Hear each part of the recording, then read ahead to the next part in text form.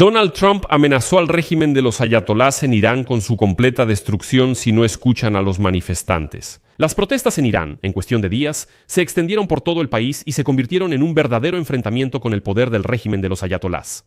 Manifestantes pelean con la policía que ya dispara directamente contra ellos. Los manifestantes incendian puestos de policía y hasta unidades militares. Además, ya han aparecido informes sobre las primeras muertes entre los manifestantes. Si miramos el mapa, veremos que las protestas ya han abarcado todo el país. El presidente de Estados Unidos advirtió que atacará con misiles objetivos militares en Irán si el régimen de Ali Jamenei no frena los asesinatos de manifestantes. Al mismo tiempo, las autoridades de Irán VDOC declararon que planean vender parte de su arsenal de misiles y drones a otros países a cambio de criptomonedas, lo que indica el estado muy lamentable de su economía. Pero aquí la pregunta principal es si existe una amenaza real de derrocamiento del régimen de los ayatolás en Irán, o si las autoridades podrán reprimir también esta protesta. Discutamos esto juntos en este episodio. Soy Alexei Pechi, discutamos este tema juntos, pero antes de que empecemos, les pido que se suscriban a este canal, denle like y dejen cualquier comentario debajo de este episodio. Esto ayuda a que el video llegue a más personas. Suscríbanse a mi canal de Telegram Pechi News, el enlace está en la descripción.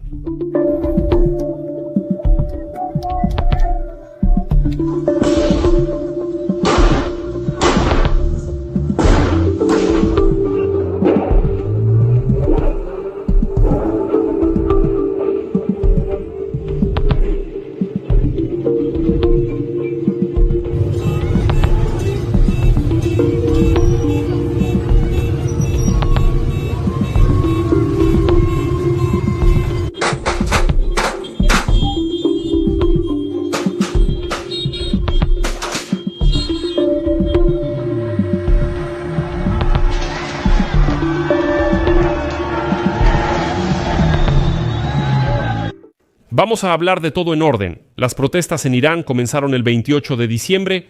La causa es la crisis económica, el colapso de la moneda y la alta inflación. $1 estadounidense cuesta casi 1,5 millones de riales iraníes. Primero protestaron los vendedores. Sus lemas, inicialmente económicos, pronto se volvieron políticos. Los manifestantes buscan derrocar al ayatolá Ali Jamenei y revisar toda la política de la República Islámica. Tras los disturbios y choques con fuerzas de seguridad, al menos 8 personas han muerto, según información oficial. El presidente de Estados Unidos, Donald Trump, ya ha declarado su disposición a ayudar a los manifestantes. Pero volveremos a eso más adelante. Primero, vamos a entender por qué los iraníes salieron a protestar de nuevo. Empezaré desde lejos para que la situación sea clara. En septiembre de 2025, la Organización de las Naciones Unidas restableció las sanciones de protesta contra Irán, que impuso en 2006 debido a su programa nuclear y que levantó en 2015 como parte del acuerdo nuclear iraní. Si has estado suscrito a mi canal de YouTube desde hace tiempo, recordarás que el derecho de snapback lo tenían Francia, Alemania y Gran Bretaña. El régimen de los ayatolás no firmó el acuerdo nuclear antes de que acabara el verano. Este trío europeo logró la restauración total de las sanciones contra Irán a nivel del Consejo de Seguridad de las Naciones Unidas. El regreso de las sanciones causó una fuerte caída del valor de la moneda iraní. En verano de 2025, el dólar costaba cerca de 1 millón de riales y en diciembre casi 1,5 millones. Hace 3 años, el dólar costaba 430,000 riales. Antes de las sanciones, en 2005, solo 32,000 riales. Ahora, insisto, es 1,5 millones. Los vendedores de teléfonos móviles fueron de los más afectados por las sanciones y la caída del rial. Aumentaron mucho los precios y perdieron casi todos sus clientes. El 28 de diciembre, ellos se declararon en huelga y pronto otros grupos se unieron a los vendedores. La inflación en Irán se ha mantenido entre 30 y 40% anual durante 5 años.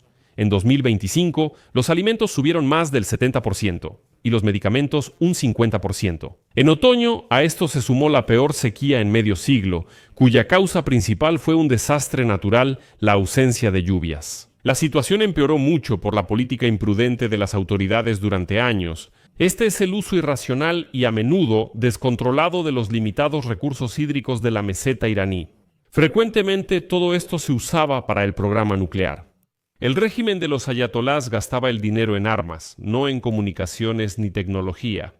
Las cosas ya van mal y, en este contexto, Irán enfrenta una guerra de 12 días en junio de 2025. Israel, en 2 días, destruyó casi toda la defensa antiaérea iraní, eliminó al liderazgo militar y a los principales científicos e ingenieros del programa nuclear. No solo fueron atacadas las instalaciones nucleares, sino también las empresas petroleras. Y en la etapa final de la guerra, Estados Unidos se unió a Israel y lanzaron varias bombas antibúnker de alta potencia sobre la instalación nuclear de Fordo.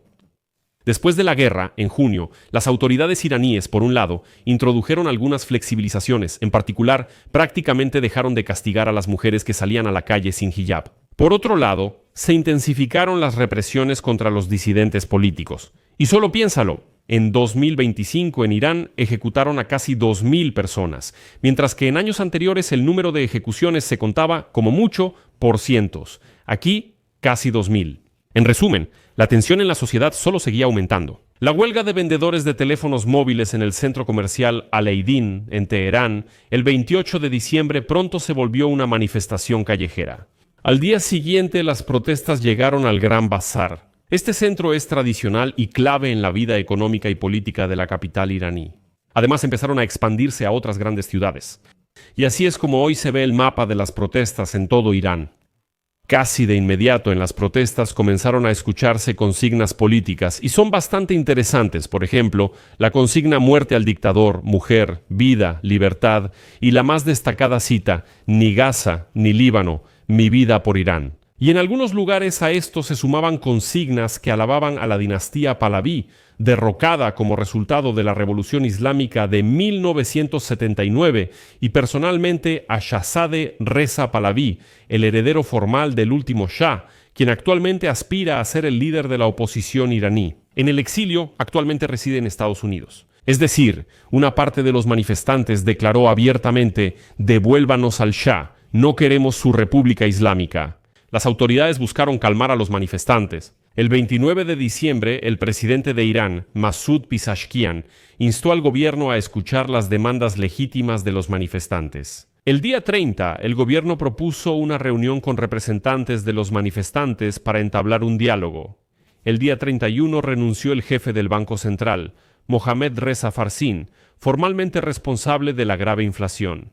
Nada de esto funcionó. ¿Por qué? Porque el gobierno encabezado por Pezeshkian estaba dispuesto a discutir demandas económicas pero no políticas, y todas las protestas ya habían pasado precisamente al ámbito político. Al final, las autoridades recurrieron a la fuerza.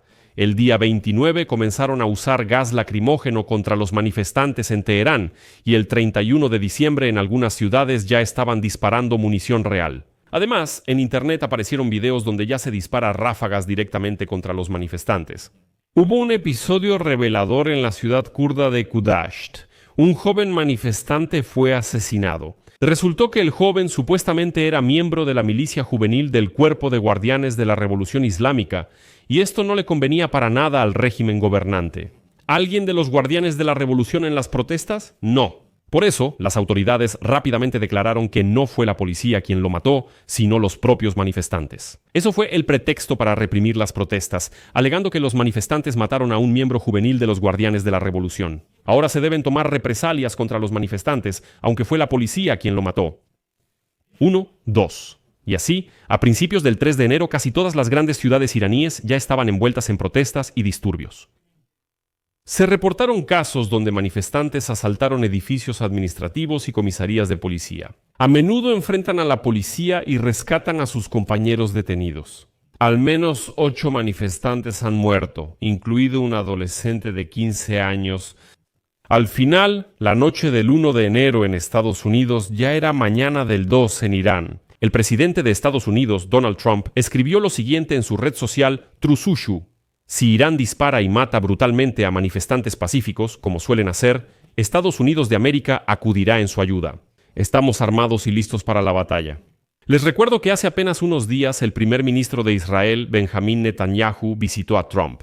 Y, según información no oficial, Él, entre otras cosas, estuvo negociando con el presidente estadounidense sobre nuevas medidas contra Irán, que intenta restablecer su programa nuclear y de misiles destruido por la guerra de junio.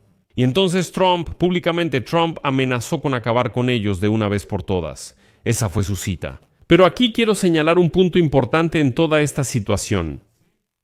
De repente aparece un informe del Financial Times diciendo que la Agencia de Defensa de Irán de repente ofreció vender parte de sus misiles balísticos iraníes, drones y otros sistemas de armamento a algunos otros países a cambio de criptomonedas. El Centro de Exportación del Ministerio de Defensa de Irán es una subdivisión exportadora de dicho ministerio. Y ellos ya pusieron en exhibición, por así decirlo, 3.000 productos en diferentes categorías, incluyendo armamento, misiles, aviación, plataformas marítimas, sistemas de radar y ópticos. Y aquí están las condiciones de pago. Las condiciones de pago son muy interesantes. Dicen que solo lo venderán por criptomonedas para ocultarlo y evadir sanciones. Este es probablemente el primer caso en el que Irán dice abiertamente: escuchen pues, probablemente tendremos que vender parte de nuestras armas para que el régimen de los ayatolás pueda sobrevivir de alguna manera. Pero quiero señalar un punto importante para que no haya ilusiones allá arriba. Las protestas masivas en Irán todavía no ponen en peligro la estabilidad del poder del líder supremo Ali Khamenei por varias razones. Primero, las protestas siguen siendo débiles, son menos grandes incluso que en 2022, y en 2022, en verdad, hubo protestas muy fuertes, y aún así, el régimen de los ayatolás logró reprimirlas. Segundo, el régimen de los ayatolás todavía no está usando todos sus recursos para reprimir las protestas. En este momento solo están protestando unos cuantos miles de personas, y como puedes entender, eso ni siquiera refleja de cerca toda la fuerza del régimen de los ayatolás. La situación podría cambiar, me parece, solo cuando aparezcan señales de deserción dentro de las filas de la Guardia Revolucionaria Islámica, es decir, cuando los propios miembros del régimen empiecen a ponerse del lado del pueblo. Ahí es cuando se podrá decir que la situación es realmente grave. El poder de Ali Khamenei se tambalearía, porque hasta hoy los principales instrumentos para reprimir a los manifestantes siguen siendo la Guardia Revolucionaria Islámica y la Basij. El grupo juvenil, la Rama y las fuerzas de seguridad internas están bajo control directo y personal del ayatolá Ali Khamenei. Pero el ejército regular en Irán es puramente formal e incluso si se pone del lado del pueblo, no podrá enfrentarse a la Guardia Revolucionaria Islámica. Aquí voy a explicar. Después de la Revolución Islámica de 1979, se crearon milicias armadas para apoyar la estabilidad del régimen, y precisamente ellas se convirtieron en la base de la Guardia Revolucionaria. Es decir, todas estas milicias se transformaron en una estructura militar que, dentro del país, garantiza la seguridad del régimen. Además, despliega esta red de fuerzas proxy por toda la región. Todo esto surgió después de la Revolución Islámica. Pero el ejército regular de Irán, leal al antiguo Shah, permaneció en su lugar, pues simplemente como una especie de tributo a la historia. Pero su régimen, el ayatolá, la envió a proteger las fronteras, o sea, no muy lejos, porque mientras el régimen se defendía, no era capaz de sobrevivir. Por ahora, no parece que estas protestas, por muy graves que parezcan, puedan llevar al derrocamiento del régimen del ayatolá. Bueno, pero veremos, todo puede cambiar literalmente en cualquier momento, por eso hay que seguir la situación de cerca. Aquí pongo puntos suspensivos. Escriban su opinión y sus conclusiones en los comentarios debajo de este episodio. Suscríbanse al canal, activen la campanita y no olviden dejar su like, amigos, si este episodio les pareció interesante y útil. Apoyen este canal de YouTube donando o suscribiéndose como patrocinadores con los enlaces y datos proporcionados. En la descripción de este video está escrito así: apoyar el canal de Alexa y Pechi. Elijan el formato que les sea más conveniente. Estaré agradecido por cualquier apoyo que me den. Eso es todo. Cuídense. Hasta luego a todos.